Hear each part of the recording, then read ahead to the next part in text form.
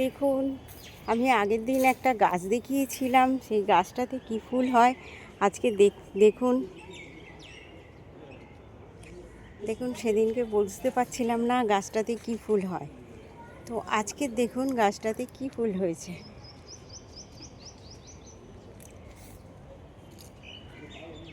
দেখেছেন, প্রত্যেকটা গাঁটে গাঁটে ফুল হয়েছে। আপনারা দেখুন, আর আমাকে আর এই পার্কেও ফুলগুলো খুব সুন্দর হয়েছে। ফুলগুলো দেখুন,